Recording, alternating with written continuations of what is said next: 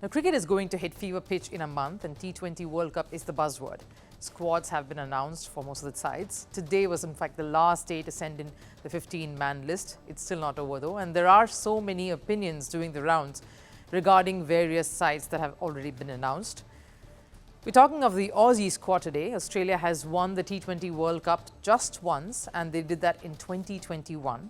Let's look at the squad before we do a dive in. What strikes you immediately is that Mitchell Marsh will captain the side. The message is clear. Unlike certain other boards or even franchises who look to swap and change people at the helm, basis performances or lack of form or just a change in the system, Australia believes in building a legacy and handing over reins and persisting with it.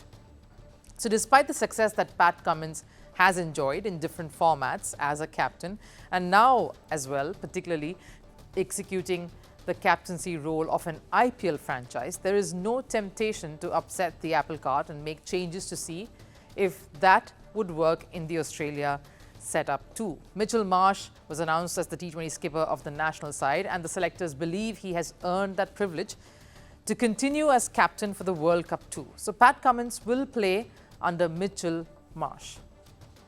I'm extremely grateful to have such a good group of people in our players and staff.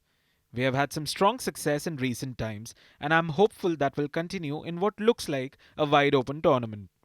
We take a very experienced group to the West Indies. I very much look forward to the challenge and working alongside Andrew, the coaches, players, and staff. And there's a method to this selection. It's reflective of Australia's ideology. First of all, this is 90% of the squad that won them the World Cup. So there is a strong faith that this bunch will deliver them the trophy once more. There is such a furore, or there is of course a huge furore over the selectors not picking the young sensation Jake Fraser McGurk, all of 22.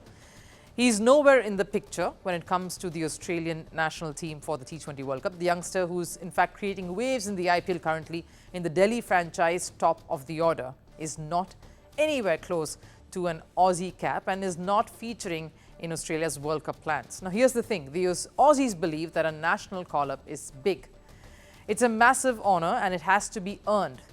They're surely watching him to see how he performs here on, but they are in no way giving him that ticket just yet. There is no becoming prey to recency bias anywhere here, much like what many other boards are victim to. I don't want to go into details of that here. So what has Australia essentially done here is stick with David Warner one more time. The same David Warner whose place Jake McGurk has taken up in the Delhi franchise as an opener. Just shows the way Cricket Australia really thinks. What they are saying is Jake McGurk can be flamboyant and create all the buzz he wants to, and that is great for the Aussie future. But when it comes to playing for Australia and at the T20 World Cup that's just a month away, they will back experience and the power that David Warner brings. Even without enough T20 practice and runs under his belt leading up to the tournament, the same Australia has also let someone like Steve Smith go. It has been some time coming though. They truly believe that he doesn't feature in their T20 plans at this point. It's clear and clean. They've not retained a senior hand into the squad to take up a spot because they have retained someone like David Warner and Matthew Wade. Being constrained to a squad of 15 for World Cup is always a challenge given the different scenarios and options we would like to cover. We will continue monitoring several players who have missed out on this preliminary squad, and note that if we wish to change this squad, we have the option to do so. Ultimately, the balance of the final 15 needs to provide the best chance of being successful in this campaign. Clearly, there's a plan in place for each position, each spot in that squad. The bowling unit, for example, picks itself. Pat Cummins spearheads a pacey attack of Josh Hazlewood, Mitchell Starc and Nathan Ellis. Cameron Green is being persisted with because he's a talent that the selectors have invested in across formats. So there is a plan in place here too. The spinners Adam Zampa and Ashton Agar are in. You have a sense of predictability when it comes to the batting when you see the names of Marcus Stoinis, Glenn Maxwell, Tim David and of course Travis Head, the man who looks all set to open the attack with the experienced David Warner at the other end. Australia as a cricket system, a setup, believe in continuity. That is, and consistency. That is how the selection committee comprising George Bailey, Tony Dodmaid and Andrew McDonald thinks.